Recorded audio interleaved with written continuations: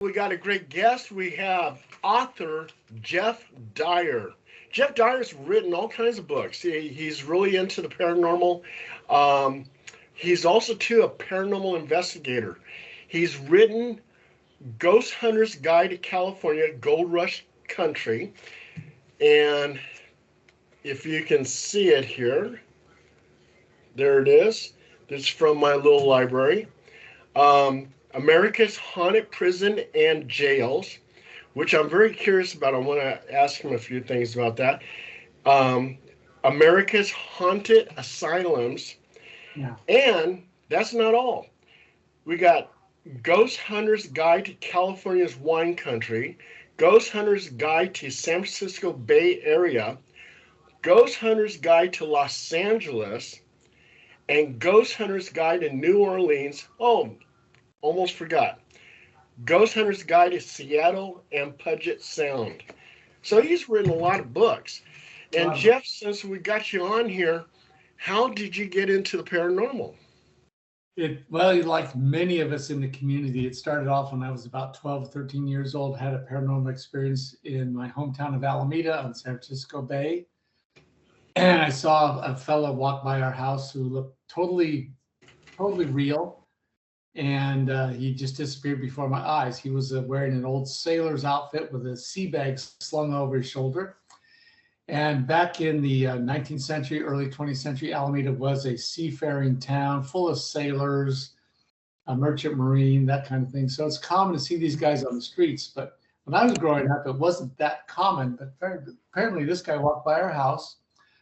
He looked straight at me, had no eyes. As I watched him walk, he just disappeared. And from that point on, I felt that I could see ghosts. And that started it all. I started getting into some of these houses in Alameda, old Victorian mansions. Many of them were actually vacant at the time. So my buddies and I would kind of sneak in an open window and go inside and hear all kinds of weird, strange things, see doors open and close, windows rattling, and made me realize that I have a ability to perceive ghosts and other paranormal activity. It wasn't until I was much, much older that I had the time to investigate some of these things, however. In fact, I ran across you the first time in a haunted hotel, and I forgot what hotel that was. Yeah, I remember because I was thrilled to see you, because to me, you still are a big celebrity here in the community. So I went into the Holbrook Hotel in Grass Valley. I was gathering information for this book you just flashed on the screen, and I was going in some of the rooms that were left open by the management so you could kind of walk in, look around. And I turned around a corner and there you were with about 3 or 4 other people. I was just stunned to see you. And it was a thrill. I got to meet you, shake your hand and all of that, and chat a little bit, but you were kind of busy with your investigation at that time. But then we ran into each other again at Preston Castle, I think, on 1 or 2 events. And yeah, you were there. I'm always thrilled to meet a celebrity. So that was you. Well, thank you, Jeff. To me, you're the celebrity. and we've both been on Ghost Adventures. Yeah. So yeah. And what episode were you on? I've done a lot of them. I've been on Brookdale Lodge, Alcatraz, and I did one of Zach's shows in Vegas. Called Aftershocks. I went out there to talk about some extra things going on. And we recently, it'll be a year ago now, did Angel Island. When we did Alcatraz, I was always on Zach's hand telling him, you got to go out and you got to go to Angel Island. He was always intrigued with the idea that Angel Island would be a haunted place. So we got out there and we did a 2-hour episode on Angel Island. And that was about a year ago. So that was a lot of fun. And I've recently been in touch with him about getting out to Mare Island, which I'm going to be speaking at this Saturday. It's a haunted island where the Navy had a base from 1854 to about 1994. Check this out, Jeff.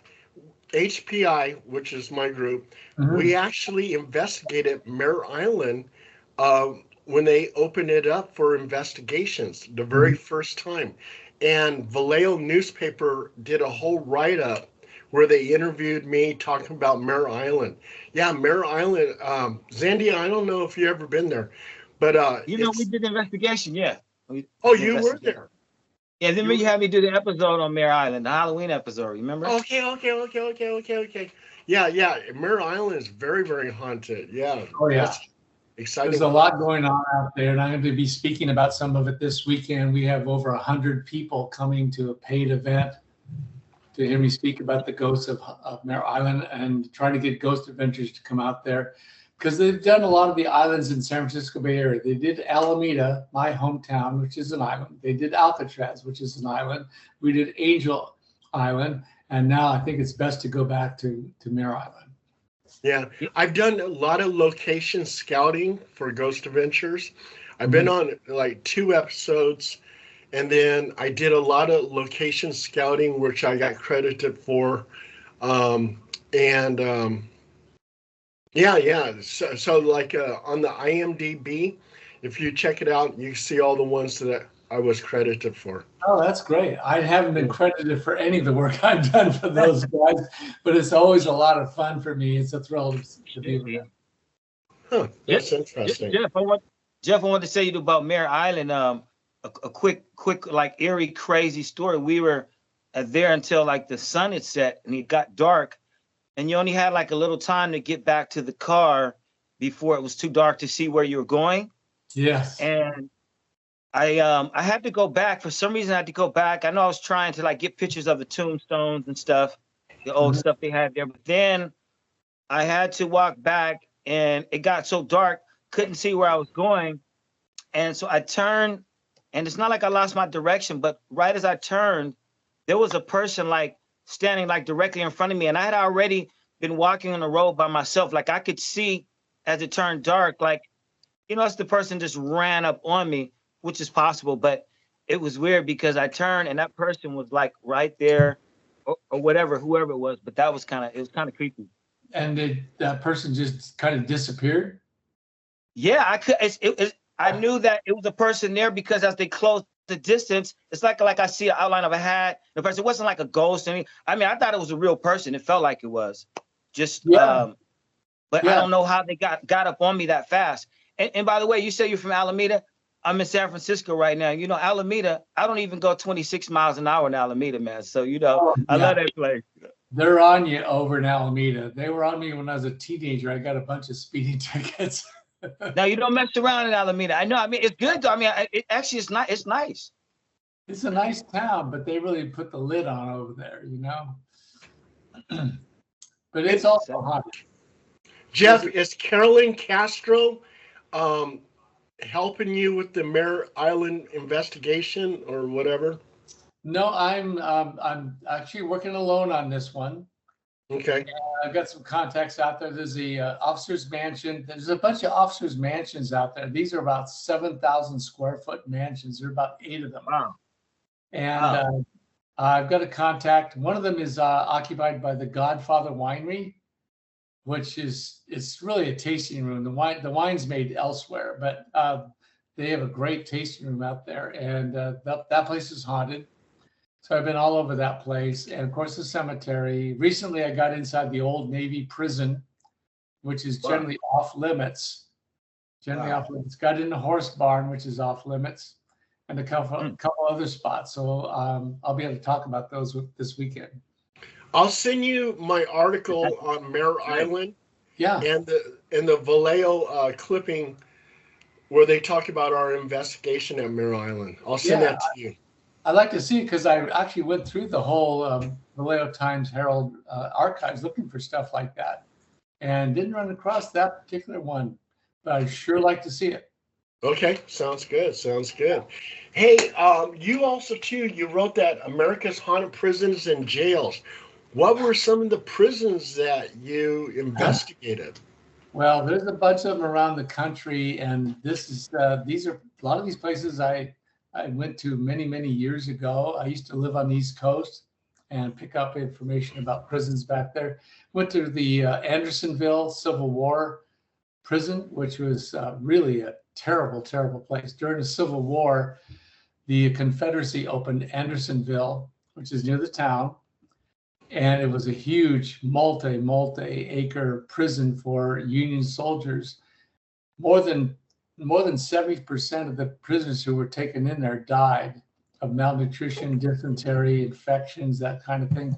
They were given no shelter. There were no cells, no tents or anything. They just slept out in the open. And if you've been to Georgia, you know that in the summer times it's bloody hot and humid. And in wintertime, it's cold and frosty and wet. And these poor guys, a lot of them died. And they had huge mass graves opened up there. There's photographs of those mass graves available online that were taken in 1863, 1864. So that place is incredibly haunted. And there's a lot of other ones. Of course, the Eastern State Prison in Pennsylvania, went to that place. That's been on a lot of ghost shows. I think Ghost Adventures went there and several others. But out on the West Coast here, of course, Alcatraz is the biggie. But there's a couple small prisons down in Southern California. Drum Barracks was a prison for a little while, and a few other places. So I've been all over. It's a collection of places all over the United States because I wanted to make it appeal to anybody throughout the country. That's cool. That's cool. Right then. They're all haunted. Yeah. And you know, Phil, Jeff, I totally agree with you. In fact, somewhere I read where you mentioned that all prisons, jails are extremely haunted because of the murders, the suicides, the tortures, and everything else. I totally agree with that. Every single prison that I ever investigated, there was some kind of haunting activity, and it was really scary stuff. Hospitals too, because people are dying constantly in hospitals. So those are very haunted places. Yeah, there's a little difference between those two venues, and I agree with you entirely. They're both very haunted. I work in a hospital, and the nurses and engineers come around and tell me about empty beds that look like they have somebody in them. But the reason, many people wonder, why would a prison be haunted? Why would a prisoner die in a prison and stay there? And I think there's a couple of reasons for that. Some of them are so ornery, so criminal, they're afraid to move on to judgment, cross that river, go to the light, be judged. They're afraid to do that, so they remain earthbound. Some of them remain behind because they're waiting for an opportunity for revenge on whoever killed them in the prison, guards or other prisoners. And there's others who only knew the prison as a safe place. In their lives, it may have been the only place they had a warm bed and 3 squares a day. So they remained there in spite of the miseries they may have suffered there. In hospitals, it's a little different. A lot of times, patients who die in a hospital are not aware that they died. Some of them die under anesthesia, which is a really interesting idea that hasn't been thoroughly investigated by people who can do that sort of thing. But imagine somebody under anesthesia during surgery who dies. Where do they go and what are they aware of? We don't know. It would be a very, very interesting research project for those who can carry it out. But I'll tell you, working in a hospital, it'd be really tough to do that. But if you go into some of these hospitals that are now closed, like Loma Vista Hospital in Los Angeles, you might be able to get in there. And some of the ghost shows have gotten in there and make contact with the patient who died during surgery and find out why they remained behind. Most often it's because they don't know they're dead. They're waiting to wake up from surgery. Very interesting idea, I think. Hey, and that's so funny that you were saying about the being judged. One of the EVPs that we got, I kept on asking. I said, why don't you go into the light? Nothing. I didn't get nothing. I kept on saying that. Why won't you go into the light? And then finally, I got a woman's voice, and she goes, I'll be judged. And that blew me away. I said, yeah, she thinks she's going to be judged, and the sins are going to come out, and she's going to go straight to hell. You know, exactly. So Exactly. Yeah, and then also too, the other thing is they won't go into light because they're afraid they have unfinished business. It's like grandma sees that her granddaughter's having a baby and she wants to stick around and be an angel to that baby. Yes, that's always the case. There's a lot of ghosts that are earthbound for these reasons, an awful lot of them. But that fear of being judged is, I think, a real big one that's sometimes not fully appreciated by those of us in the paranormal community. So, but yeah, but it's very real. Yeah, I think that fear of going down that tunnel, if you see that tunnel when you die and you see that light at the end, I think it's pretty ominous to think that when you get to that light, there's going to be people there who are going to judge you. So that's reason enough to remain earthbound. And with the prisons too, you have some intelligent energy there, but you also too have residual. So if a murder took place or a suicide, it's going to replay itself over and over and over again. Exactly. In fact, I've estimated that about 80 to 90% of paranormal experiences that people have probably don't involve a ghost. They probably involve imprints, which are created by living people because of repetitive, intense emotional experiences, like being in a prison and being fearful every single day, 20 years that you're there. And then finally you die. And the imprint of that fear and anxiety is still there.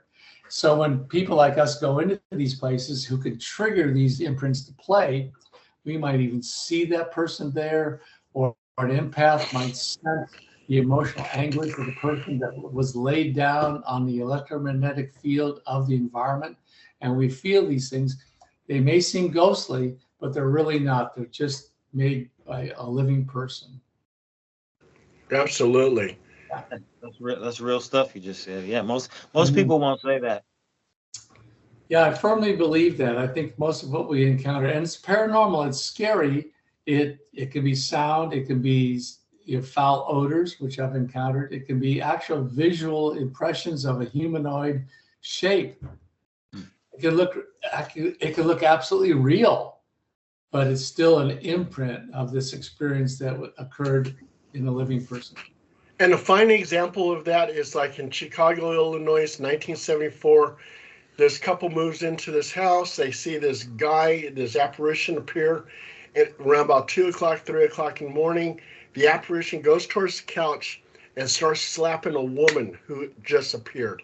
And then they dissipate and they disappear.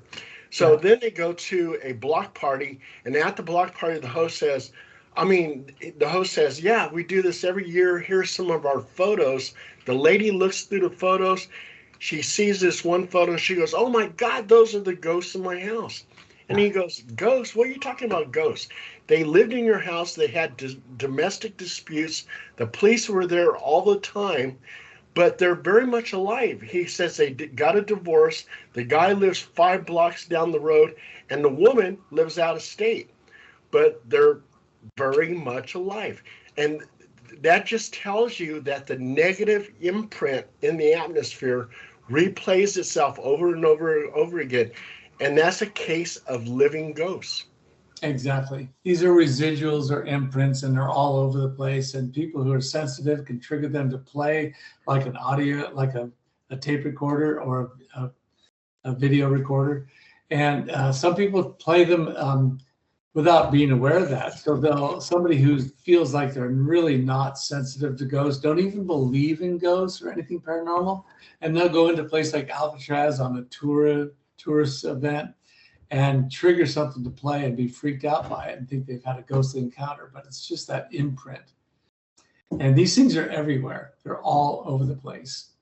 Well, yeah, and Phil kind of proved that because he was doing a Google Earth search. Wow.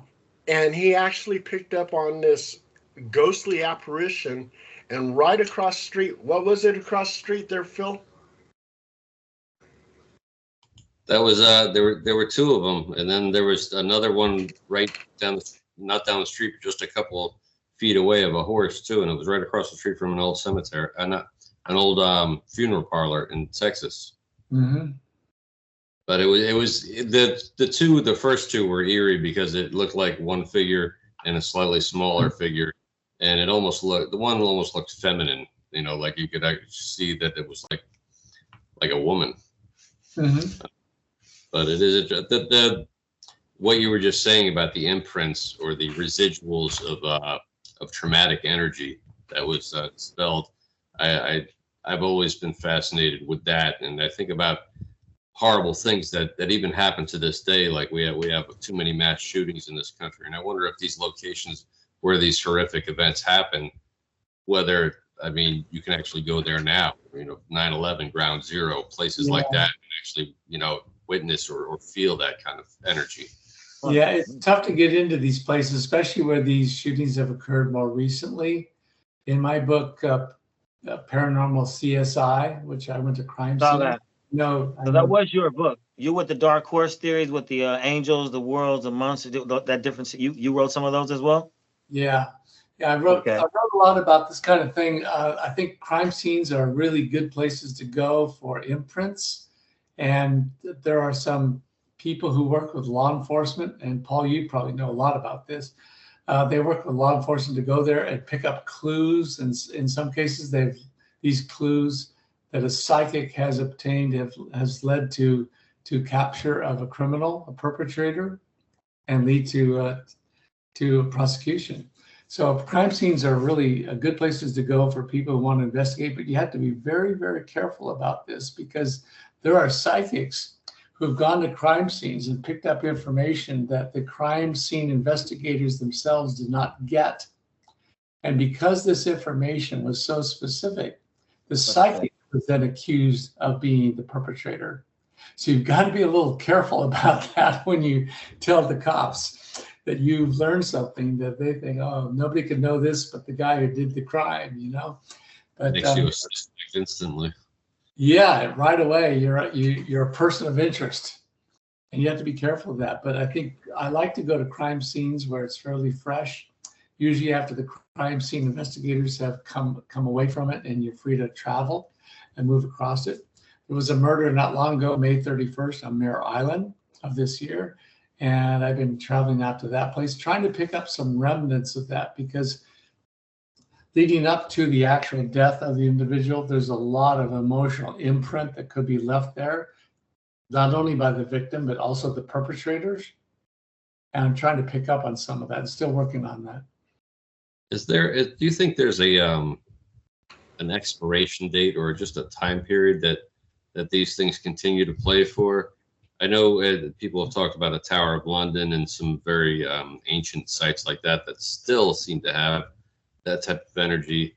And we live in a relatively young country from the European standpoint, from the native standpoint. It's ancient as well. I just wonder, how long does this stuff last? Sure. The durability of imprints is highly variable, and it depends on a number of things. One of them is the media. If you are in a prison that is composed of granite blocks, granite is highly has a strong electromagnetic field, and it's likely that those imprints will last a long time. So you can go into a prison built in 1830 and pick up imprints that were created back about that time. How about Egypt? You're talking about granite. Egypt is mostly like sandstone. Yeah. And I haven't heard about, I've heard about like Napoleon having his experience in the Great Pyramid. Yeah. Out of that and the King Tut stories, I haven't heard a lot of, stories about this type of thing in Egypt, which makes me wonder because it's so old that you would think it would be loaded with that type of thing. Yeah, the media is not right, but Rome is the opposite. Rome has got all sorts of granite in there and marble, all kinds of materials that serve as a good media for laying down electromagnetic imprints. A lot of the castles in Europe were made out of granite. Okay, so you've got a lot of that going on. Alcatraz, a lot of granite out there. Plus you have seawater swirling around Alcatraz, and water is a highly polarized molecule. So that creates an electromagnetic field. And so places like Alcatraz are strong places for putting out imprints. But another factor that determines the durability of these things is the period of time during which the emotional event occurred. So you put somebody in prison, and let's say every day at noon, the guard comes in and whips the guy. After 8-10 years of this, the guy dies. The imprint, because it's repetitive over a long period of time and intense, that will make a very strong imprint that could last many, many decades. Are you familiar with any prehistoric imprints? I'm sorry, Paul. Something like the Cro-Magnon Valley in France, where they have that cave with those paintings that almost seem to move, you know, and some of our oldest sites that we know of that early humans inhabited. You know of any stories from imprints or hauntings related to those? I don't know about those particular places, but I wouldn't expect to find much there because we're talking tens of thousands of years ago. And the cave paintings might have been done while the person who did them was not particularly emotionally distressed. So I don't think there was a lot of energy involved in that creative process. So I wouldn't expect to find them there. But the Colosseum in Rome, for instance, yeah, definitely I'd expect to find things there. And what's kind of interesting too is like when I was in the Army, I was stationed in Europe. So I've traveled through Europe extensively, and every single castle that I visited, the locals or other tourists would tell me that it was haunted. And it was most of these castles were made of granite, and granite has crystal in it, which absorbs energy. And so they hear marching sounds, they hear commands being made, they hear soldiers fighting off in the background. Mm-hmm. Every single and right now I'm writing a bunch of articles on medieval castles and how they're haunted. And everybody says these castles are haunted, almost every single castle. Yeah, a lot of the ghost shows have gone over there. Leap Castle, I think, is over there in Scotland. People go there. People have tried the Tower of London. It's hard to get into some of these places. You know, the place I would like to get into is Auschwitz. But I think it would be really, really tough to get in and do an investigation there. You'd have to have approval of everything. And it would have to be proposed in a very respectful manner. And I still don't think it'd be possible to do that. I went to Garmisch and I went to Birches Gardens in Germany. That was an interesting place, and both places are haunted. But Jeff, here's something that we did. We were traveling on this one road, I forget where it was at, but we kept on seeing crosses off the side of the road where people were killed. Mm-hmm. So we stopped at all the different crosses trying to get some EVPs, and we went to this one cross, and you can hear the sound of tires screeching, and two women, sound like two women screaming. Mm-hmm. And there was no car there with two women screaming and screeching their tires. But the residual effects of that car crash keeps on living on right where that cross was at. Yeah, that's a pretty durable imprint, it sounds like, because that was probably something back in the 1940s. Yeah. Uh-huh. There's a lot of that around. There's a lot of it on ships. And one of the reasons why these antique ships like the Hornet and Alameda and the Missouri and New Jersey, one reason they're haunted is because they're steel. They're made out of steel. So it's a highly electromagnetic field right there. So in Alameda and the Queen Mary in Long Beach too, a passenger ship, supposedly there's over 300 ghosts on the Queen Mary. The Hornet and Alameda, there were a lot of deaths on that ship, but there's a lot of ghosts that gravitated to the ship from other places because these things attract, because of the energy field, they attract ghosts that have died elsewhere. And you've been on the USS Hornet, right? Many times. Oh, okay, yeah. I've been there only once, but yeah, that's another place very haunted. Yes. It's a ship that has a unique distinction of being the ship with the highest number of suicides of any ship in the Navy, something like 18 or 20. And then there's another 15 or 20 people who died on the flight deck. They were either hit by propellers or sucked into jet intakes. There's a couple of suicides down in the engine room. There's people who just died in combat. So there's a lot of ghosts on that ship, and there's a lot of imprints as well. It's really easy to get EVP on the Hornet because, you know, a lot of it may be imprints, but some of it is also ghostly.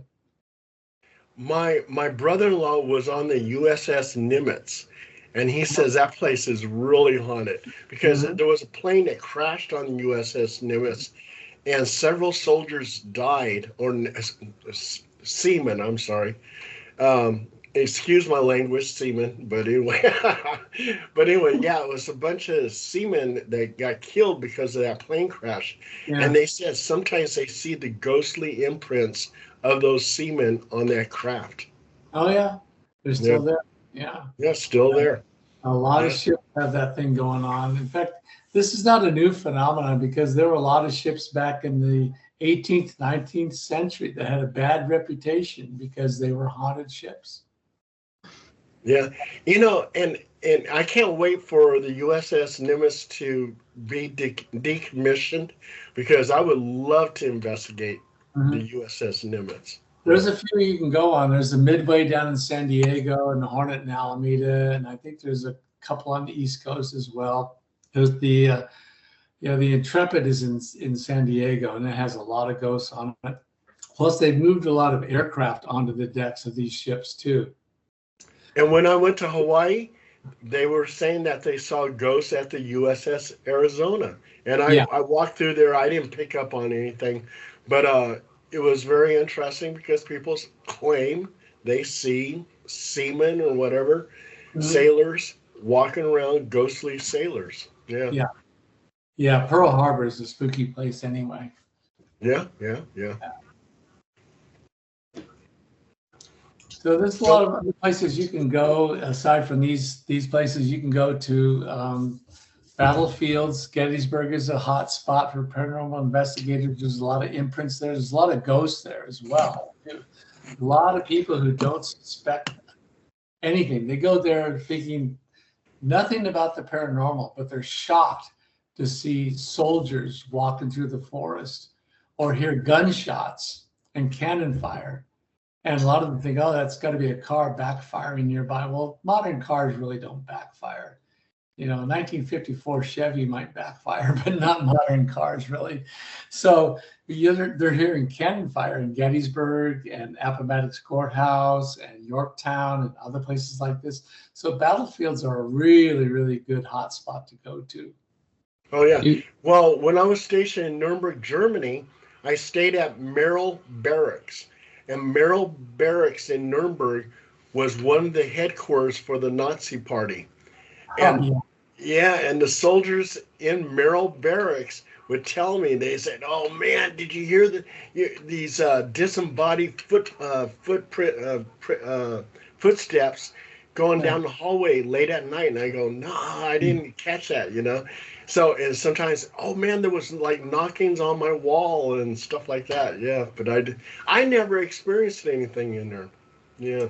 Some people Bill, were you ready to say something? Yeah, go ahead.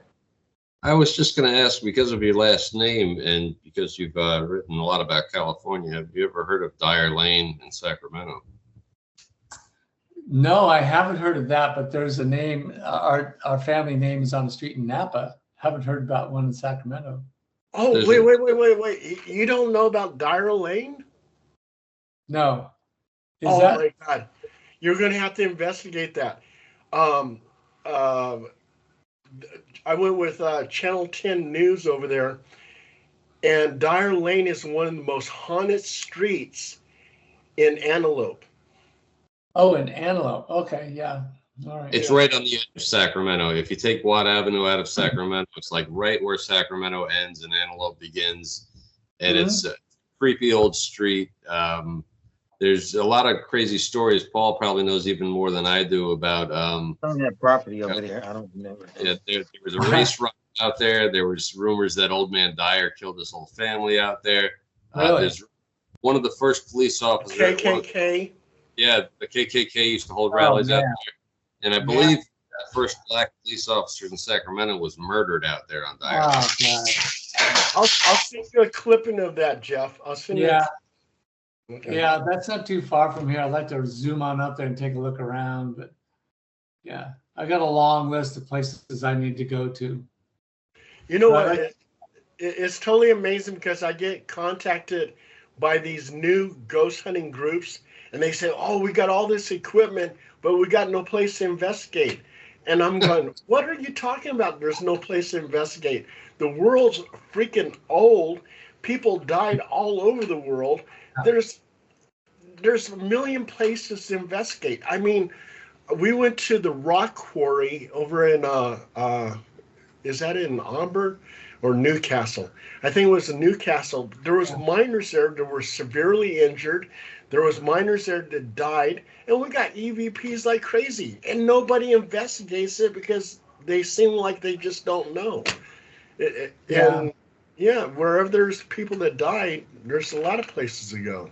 Yeah, the history of California is just such that it's no surprise that there's a lot of haunted places. But you know, there's a lot of people who would like to investigate ghosts think they have to go to some really old place, or a battle took place or something like that. Not necessarily so. No. My clinic building where I work was built in 2005, and it's got 2 ghosts in it. They open and close the restroom doors all the time, and I hear footsteps walking around when I'm working late at night. Doesn't have to be an old place, not at all. Not at all. Just like in the Pocket area in Sacramento, we were getting a lot of calls from the Pocket area because these brand new homes were built over a Portuguese cemetery. So people were complaining, "We got a ghost in our house. It's a brand new house. We don't understand why there's a ghost here." And that's why. Yeah.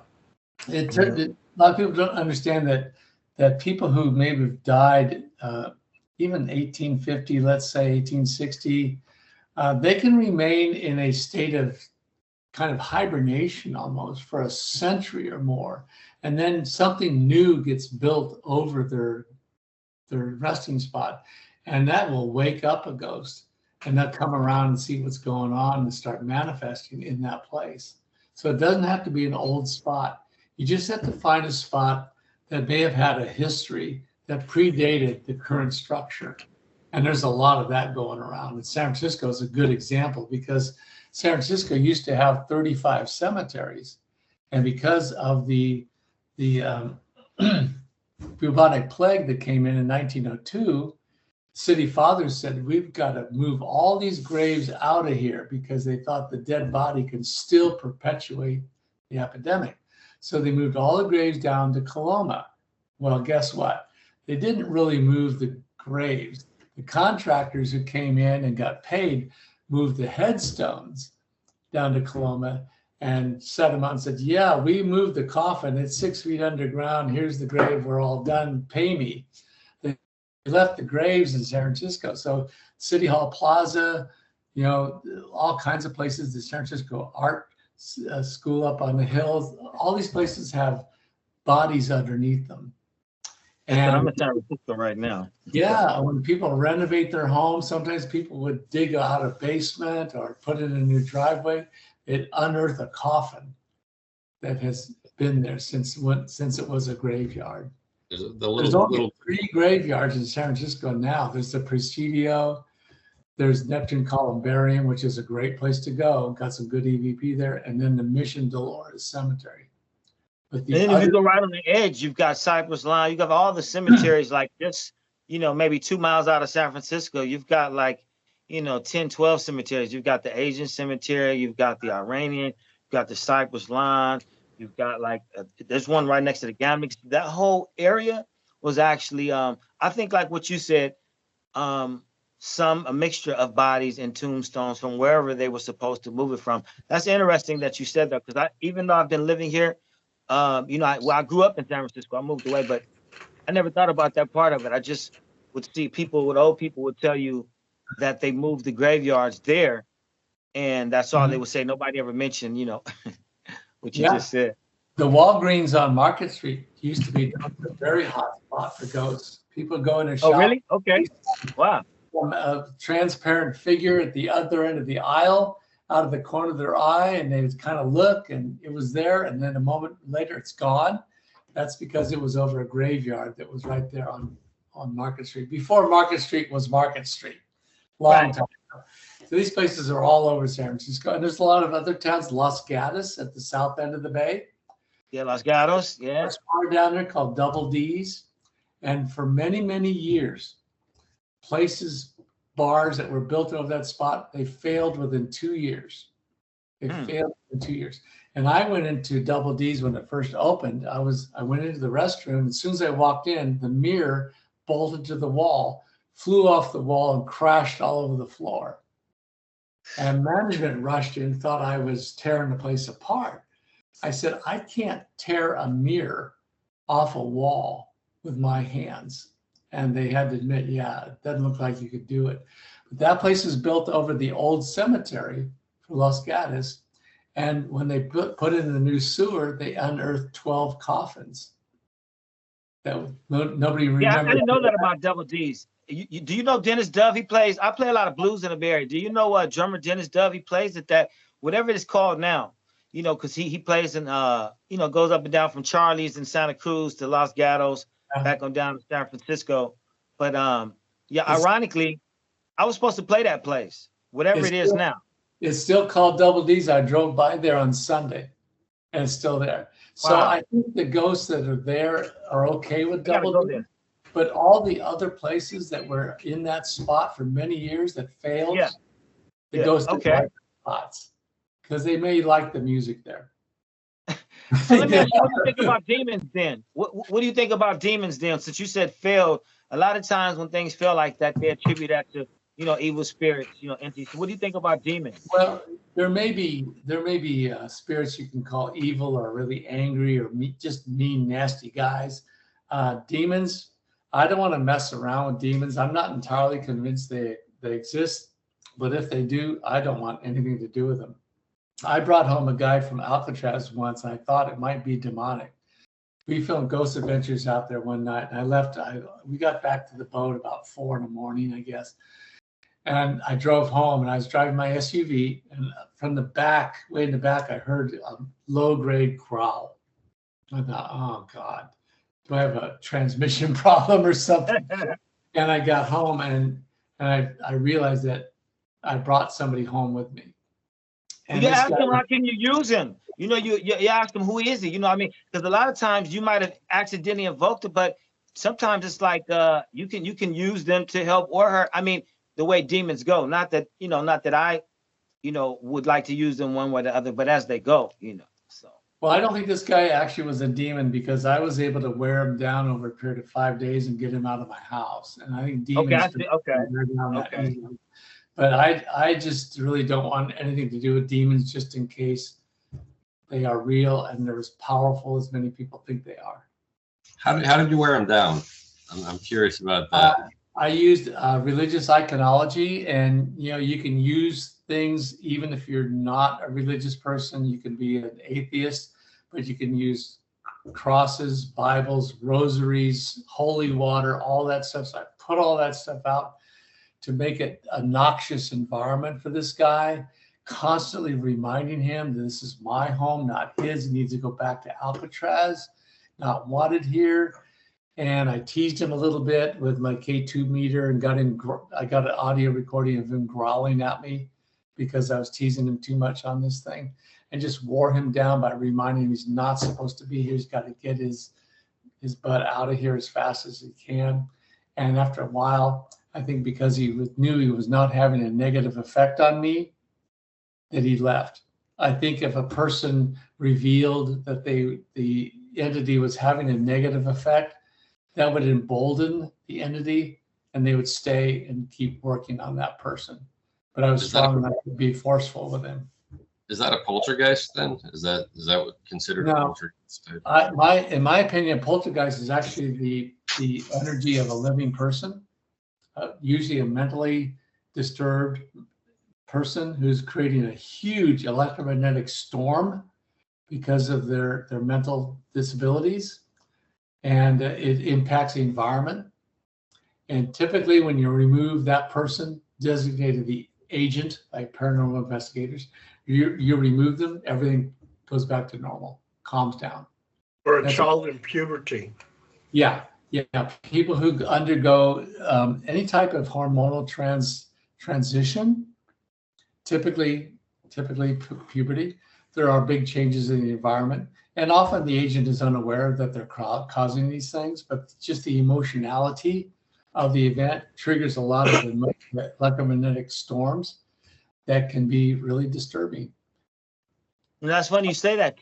Michael Tellinger talked on that same notion, what you're saying, as far as some of the old people that would summon macrobes to do whatever they want. They would have a virgin in the room and drink that blood whenever the spirit or the demon got too crazy. So, I mean, I'm just saying on the extreme. So there is something to what you say, the environment changing, you know, based on puberty or somebody young or inexperienced, or the way that a young person is as well. Yeah, I think a lot of the Salem witch process that went on, 350 years ago. And I went to Salem to investigate that place.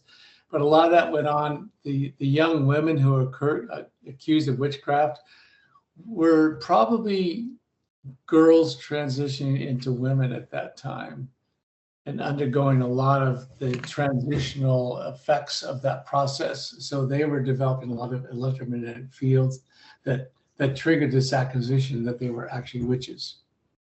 Jeff, when you went to Salem, Massachusetts, did you go to the Temple of Satan? I went by it, didn't go in.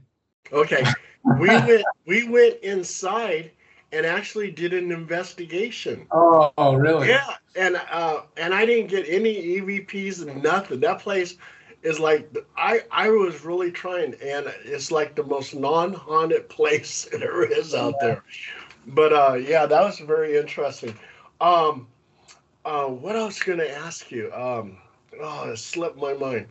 Jeff, back to what you said about the electricity, though. I mean, Paul, I don't want you to get past. What were you saying about Salem? I never really heard people say that. You said that the energy from the young girls around the sites. What were you saying about that part? Yeah, I think the acquisition of being witches, they have been caused by these young girls who are undergoing their normal transitional change from girls to women and creating some emotionality that in turn triggered a lot of electromagnetic storms that caused dishes to fall off a shelf and things of that sort. And people saw that and thought these women were witches, because a lot of them that were tried for witchcraft were actually teenagers.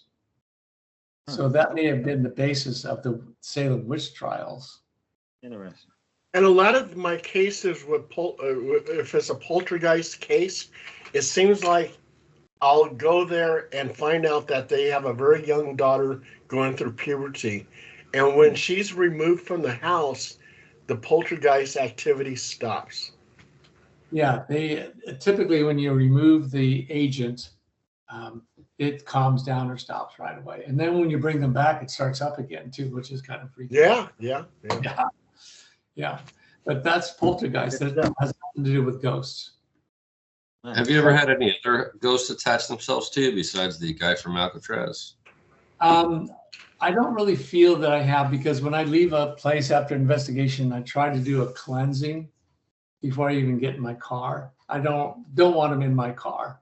If I get in my car and start engine, there's a big electromagnetic field in cars, even gasoline powered cars, but especially electric cars. Electric cars have a huge electromagnetic field attached to them. So before I start the engine, I get in and do a big cleansing, try to rid myself. And so far, I don't feel I've been attached. I've known a lot of people who have. It's been really troublesome for them too. Hey Jeff, I got a place for you. Zandine and Yeah. me, Zandine and myself have been there. Um, it was the Oakland Memorial Cemetery, and that's where Elizabeth Short, the Black Dahlia, is Yeah. buried at. Reverend Jim Jones Guyana victims are buried there, and the Oakland Hells Angels are buried there.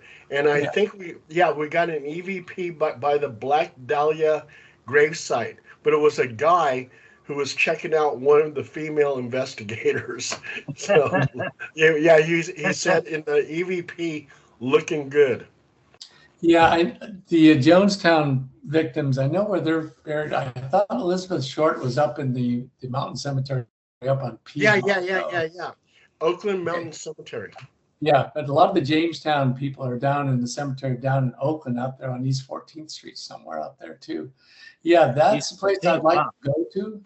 Yeah. Have you been out there, Zentine? Yeah. Yeah. Yeah, East 14th, yes. Yeah, I'd like to get out there. It really intrigues me. You know what? That place, like for me, it's even ever since I was, I'm pretty old, I think, but it's always been the stigmatism, the shootings, the drug deal, just everything that happened around East 14th. It's just crazy. I mean, if you're from here, Yeah. because actually, I lived in Oakland before too, but so it's always, but I don't, like you said, the living people. You're one of the few guests, a few investigators I hear that talk about that. The top two things are maybe a lot of that equipment maybe is not, it's kind of useless.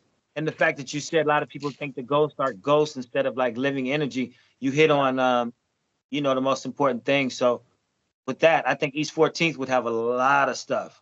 It would, yeah.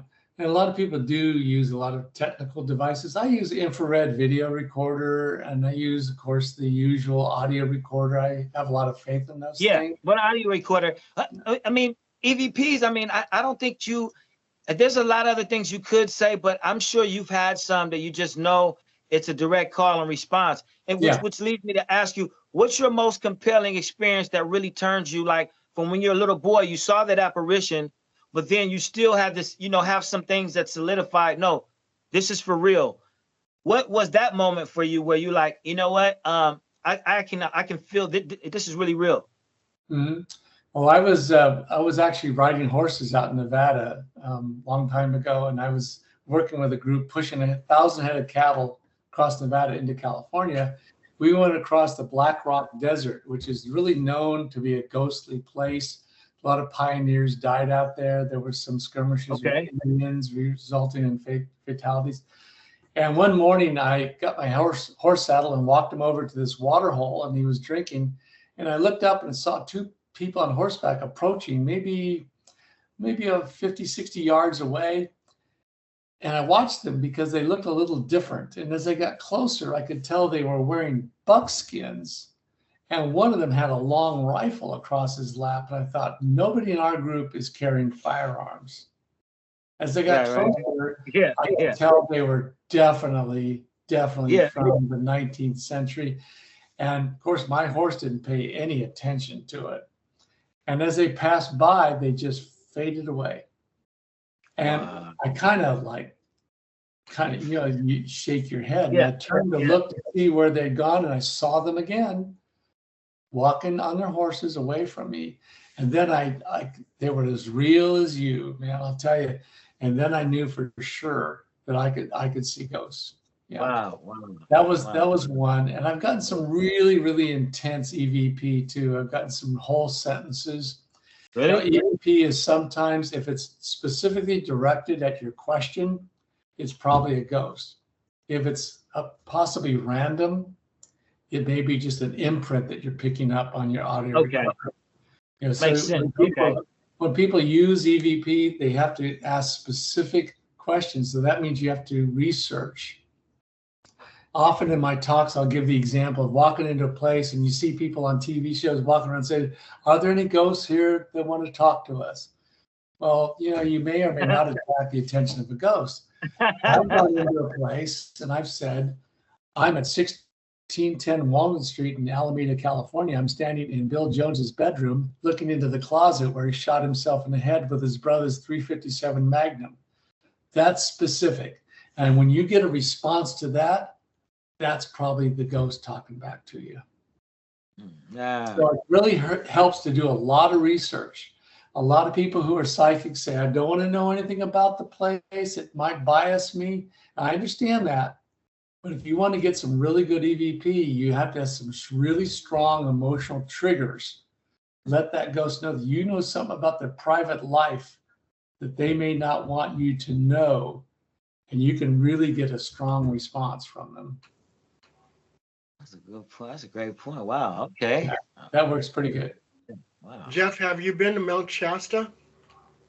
Yeah, a long time ago. I was up there, but I wasn't hunting ghosts at that time. But I have a good friend that goes up there a lot looking for UFOs. Oh, okay. Do you also, besides ghosts, do you investigate UFOs, cryptids? Haven't done cryptids, but I'm really intrigued with the UFO. I've seen a couple of them, that were passed off as rockets being fired from Vandenberg Air Force Base. It's interesting. I was in Santa Cruz one night and I saw this big streak of light go up from the ocean. And as it went up, another piece of light broke off and made a U-turn and went back into the ocean. And the next day, the news said, well, that was a test rocket fired from Vandenberg Air Force Base, which is actually 350 miles south of where I was. So I wasn't seeing a rocket from Vandenberg. I'm sure I saw a UFO there. And I saw one hovering over my town here in Alameda or in Fairfield once too. But I haven't investigated them. Oh, okay. That's cool. You're from the Bay Area. Mount Shasta has everything. Mount Shasta has everything. It has ghosts, it has Bigfoot, UFOs. The last of the Lemurians in 1936. They had the immortal Count Saint Germain was sighted there. Yeah, I've heard about that. I'd love for somebody to get some really good Bigfoot stuff. I'm really waiting for really good Bigfoot stuff. I've seen a few. We've all seen those little videos where it's kind of vague and hazy behind the trees. Looks like a figure in a dark, kind of hairy suit, maybe. But I'd love to see something that's really up close and personal. Yeah. Well, have you seen the latest footage? Have you seen the latest footage that got where you could see the whatever the creature is? He's uprooting a tree, and you could see like a face that the cheekbones of the nose is pretty pronounced. It's been going around, but it's one of the more compelling. But I will say this, Jeff, up north, I stay up there up north a lot. Like in near town, some of those places, you can go up Ice House Road to some of the parks, or you can go up. And some of the off-roads of Sly Park, and there's where the trees, how Bigfoot is supposedly supposed to break the trees, not the way the snow does, but the way they break them. You see a lot of those trees, and it makes me wonder, but I've never heard of any sightings that way, personally. So it's amazing to me that somebody really hasn't gotten, found a dead one or shot one or something. I don't want anyone to shoot it, but it's amazing that somebody hasn't shot one. 23 chromosomes. I mean, they got the same amount of chromosomes. There was one story about some guy when he did find one, they tested the blood and they said it was, you're basically killing something close to us. It was, it used to be on our bill. It was on our bill. Some case he had years in the 90s. Yeah, I worked on a TV show called Destination Truth Season 2, and I talked to Josh Gates. He's got a cast. Okay. He made of a big footprint, but he also got some hair samples and he took it to a zoologist at UC Davis, and we were up there for that. And they couldn't exactly say that this wasn't a known creature, but the DNA was just not quite clear enough to say it was distinctly something like a Bigfoot. But someday somebody's going to get the hard evidence, someday. And I look forward to it. I do too. Too, man. Jeff, if there was any place in the world that, let's say, Phil can magically snap his fingers and send you there to investigate, where would that place be at? Eastern State Penitentiary in Philadelphia. That place is huge. Al Capone was there for a while. There was a lot of misery going on there, a lot of deaths. There's still a lot of ghosts seen by people going through on tours, people who didn't expect to see a ghost, people who don't believe in ghosts. They go through there and they think, wow, I just saw something in that bed there. So, yeah, I'd love to go there. Can we go there tonight? Yeah, let's go, man. Let's do it. Snap your fingers and send them over there. Yeah, be great. Love to do it. Oh my God. You've been to a lot of interesting places, so that's really cool. Oh, have you been to the Hearst Castle? Yes, I have. Actually, What do I've you been to think? the castle a couple of times. There are a lot of imprints. There were a lot of parties there back in the day. It was Charlie Chaplin. a lot of drinking, a lot of going on, and a lot of nefarious affairs. And there's a lot of intrigue about that place too. Supposedly a murder happened up there, and there's a ghost car seen on that windy road that comes down from the castle. When I was there, I didn't pick up on anything because, as you probably know, you have to go through in a tour group, and it's hard to get away from those people. I've done it. I've gone on tours of places, and I'm the guy who kind of lags behind, and the tour guide has to stop everybody and come back and find me because I'm off on something. I'm the guy who does that, but I haven't been able to find anything at Hearst Castle, but I'm sure there's a lot going on there. Hey, I'm going to tell you a place, Jeff, that's going to be very, very haunted when everybody vacates from this mansion. And that will be P. Diddy's mansion, or all his mansions. All his mansions. Yeah. Hey, did he do it? Hey, listen. Westboro. What about Hillsboro? The mansion, Caroline's mansion in Hillsboro. Jeff, I know you, since you're from here. I used to go out there as a kid before they renovated it. Yeah. And it was. I mean, it just looked scary, and it had like this presence, but it was just more of that. But they remodeled it, so it could be more now. There's you brought up the whole P. Diddy thing, but Jeffrey Epstein's Island might be kind of fun if you can get out there. Oh yeah, absolutely. That place is probably going to be extremely haunted. Yeah, the tunnel of P. Diddy's house. Yeah, that might be fun. There's a place close to you, Peninsula School over in Menlo Park. It's a big Victorian mansion built in 1886 by this guy who built it as a wedding gift to his bride. And they were actually living in San Francisco, almost ready to move into the house. And he was away on a business trip. He came home. He left his suitcase on the bed, and she was going to unload it. And she picked up his gun, and it misfired and killed her. And so her ghost has haunted this mansion, which is now a private school called the Peninsula School. And it's really beautiful. I've been down there, and I've seen her ghost walking the hallway there. She appears in a gown, but she appears green also. Very strange. And a lot of people have seen her. In fact, she appeared in one classroom once where all the students and the teacher all saw her at the same time. So it's really a cool place, but you can't get in there. They won't let you in to investigate anymore. Jeff, do you say that you're a psychic medium? Well, I'm a psychic empath, and I'd like to be a medium. I'm working on that. I pick up things. An empath will pick up imprints of emotions, and also emotions emanating from a ghost. You can pick those things up, and I'd like to be a medium to facilitate communication between the dead and the living. I'm just so busy. I'm still working, so I'm really just too busy to focus on that. But if I ever get to retire from my job in the hospital, that's what I'm going to do. That sounds good. Yeah. Yeah, me, I'm not psychic. I'm not a psychic medium, sensitive, empath, anything. You're married. You're prolific, Mr. Prolific. Man, Paul is like, man, that dude is like just on it. That's what you are. The only time I'm sensitive is people call me names. Oh, and what good names is good though, okay? Good names is good. Jeff, I'd like to thank you again for tonight. It's been a great interview. We're going to have to start wrapping it up. Paul or Zandine, you got any last questions for Jeff? Phil, Jeff, I want to know, can you ask him a question? Because we didn't get to hear the great Phil, man. I thought I asked a few good ones. You did. I mean, Phil You did. did. Yeah. The Dyer Lane thing, I was curious because of the last name. I thought you might actually be interested in there. Maybe they even be a relation because California is a pretty young state.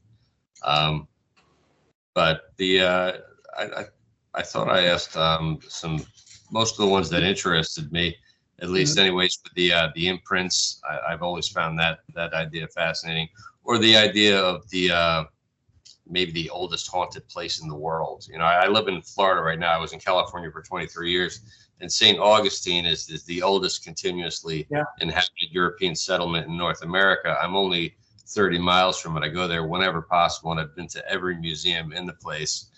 And I just, I love the way that town looks. Have you ever been there? Have you ever had any experiences that? I did pass through there. I think that town dates from about 1400s or something like that, early 1500s. Yeah, okay. Shit. Yeah, and Santa Fe, New Mexico is 1508. I've been there too. That's a really haunted place. Yeah, I went through St. Augustine, but it was a time when I wasn't really tuned in to investigating ghosts at that time. But yeah, I'd like to go back there. I like places like that very much. The Castillo de San Marcos is particularly interesting. It's the oldest fortification in North America, European fortification in North America. Yeah. And when you get to see how they had to live back then, if you were stuck in a barracks, you think the time when we were in Paul, we had it really good compared to that. Oh yeah, it was a tough life. Yeah, well, my ancestors came into Canada in about 1852, moved down to Troy, New York, and then my great-grandfather was a blacksmith in the Civil War. After the Civil War, he came out to Austin, Nevada to work in the silver mines as a blacksmith, and then moved on to Forestville, where he was he delivered mail on snowshoes and skis. He was like Snowshoe Thompson's boys. And he died in a blizzard in 1892 and is buried in Forestville. And then my grandfather came down to Sacramento and pioneered the development of railroad systems in Sacramento at that time. So his name may be the one out there on that road. There has to be some relation there. That's Could crazy. Could be, yeah. Wow. Well, now you got to research it and get back to us and let us know. Everybody has ideas and stories about Dyer Lane, but nobody really knows the truth. So if you could bust that wide open. Yeah, you got to do Dyer Lane because you're Jeff Dyer. Okay, I'm going to go up there because it's not that far from where I live. It really is. You know, it was so funny. I was researching Jeff Dyer today and just see all the books that you wrote and everything. And then I came across Jeff Dyer, who's doing comic books and also too writes for the new Peanuts strip. I'm going, what? Jeff is writing comic books? There's another guy with the same name who is a singer, and he makes his own albums, and it's not me. I don't sing. I know. I was the real Renaissance man. I said, oh my God, he does comic books. No, not me. No. Oh my God. Novels. I've written 3 fictions, but not novels. You know, if you put your name in the internet, you put it on YouTube, whatever you like to do, you'll find out that somebody with your name will be doing what you want to do that you're probably not doing. That could be good or bad. You know that, right? It could be good or bad. Call that the Dyer effect. Yeah. There might be somebody with your name doing time for murder for all you know. And people think it's you. You know, yeah, hey. And tonight, by the way, tonight, one of the time travelers predicted that the sun on the 23rd will start emitting rays that will help you see your own death, and you will be haunted by it until December. So watch out. Really? You guys watch out for that. Yeah, right. Oh, my that's God. terrifying. I don't want to do that. No, me either, you know, but you know, so we should, but the earthquake in San Francisco is supposed to be coming November 21st. So we shall see. Someone predicted that? Yeah, and then a couple people saying it's supposed to be one, call it Big Douglas. Well, we just passed the anniversary of the 1906 earthquake. That's October 18th, I believe. Right. Well, we're overdue. I'm sorry to say we're overdue. The big one. People have been saying that for 20, 25 years or so, but we're overdue. Yeah, well, I hope, you know, we are. I hope, that it's not, you know, it's not all that. We don't want to go down that road. We're not that psychic. No. But we are like Alan Lickman, though. We are psychic like Alan Lickman, if you know who he is. But Okay. Well, it's been great fun, guys. Had a lot of fun. Jeff, I want to thank you for being on the show. You're a great guest. You had a lot of information, and you're full of paranormal knowledge. So that's really great. How can people get a hold of you? I have a website. It's just www.jeffdwyer.com. You can contact me through there. I have a phone number on there if you want to call me, or you can just send me an email through there. I do investigations, usually homes. People are troubled with their homes, that kind of thing.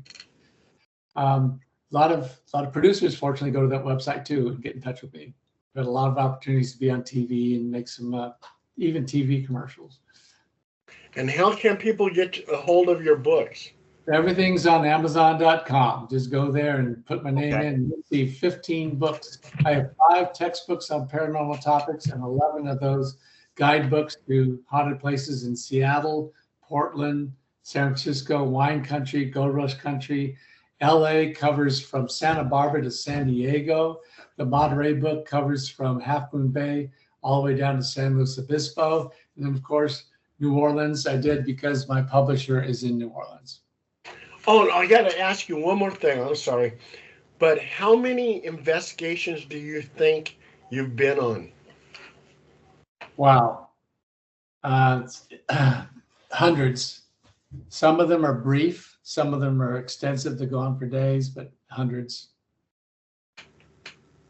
wow. I've been kind of laying low. I've been busy doing this podcast, which I love doing. So Yeah, sure. Low, Paul. Sometimes an investigation occurs because you didn't plan to do it. But I'll walk into a place and whoa, all of a sudden there's something there. So I'll take 15, 20 minutes, try to psychically get in touch with the place, see what I can pick up. That's a real brief investigation. Sometimes it pays off. Sometimes it was nothing I can get in touch with. Yeah. There's a lot of those. Phil's ending. You guys. It's a pleasure for me. Yeah, it was a pleasure. It was really good pleasure talking to you guys. We'll do it again sometime. Sounds Keep working great. hard like you do, man. Keep up the hard work. I will. I'll do that. Thank you. All right, fellas. Have a good night. Thank you Bye-bye. again. All right.